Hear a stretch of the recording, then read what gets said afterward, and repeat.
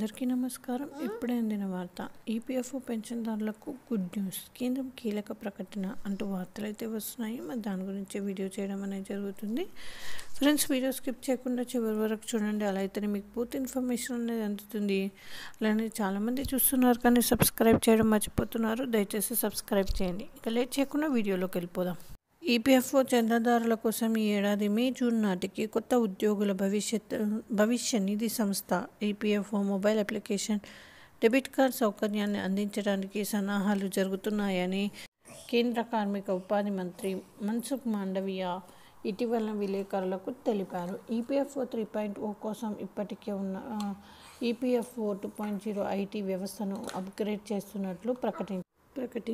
EPFO 3.0 app మే-జూన్ నాటికి ప్రారంభమయ్యే అవకాశం ఉందని స్పష్టం చేశారు.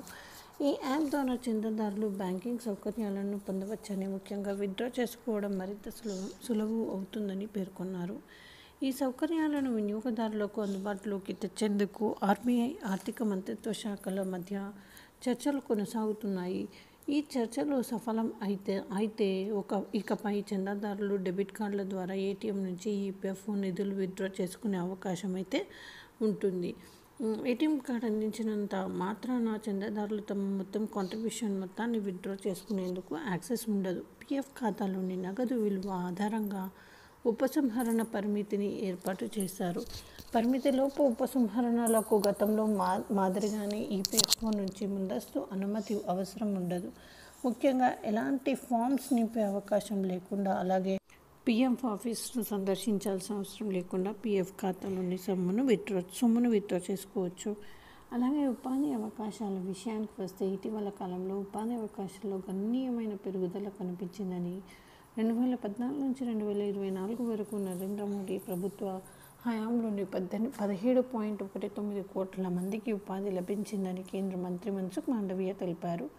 యూపీఏ ప్రభుత్వ హయాంలో ఉపాధి గణాంకాలతో పోలిస్తే ఈ సంఖ్య 6 రెట్లు పెరిగిందని పేర్కొన్నారు. 2023-24 సంవత్సరంలోనే దేశవ్యాప్తంగా సుమారు 4.6 కోట్ల ఉద్యోగాలు సృష్టించబడ్డాయని పేర్కొన్నారు. వ్యవసాయ రంగానికి సంబంధించి యూపీఏ హయాంలో 2004 నుంచి 2014 మధ్య కాలంలో ఉపాధి 16% తగ్గిందని పేర్కొన్నారు. అయితే ఎన్డీఏ ప్రభుత్వ హయాంలో వ్యవసాయ ఉపాధి 2014 నుంచి 2023 మధ్య 19% పెరిగిందని స్పష్టం చేశారు. సో ఇది ఫ్రెండ్స్, థ్యాంక్స్ ఫర్ వాచింగ్.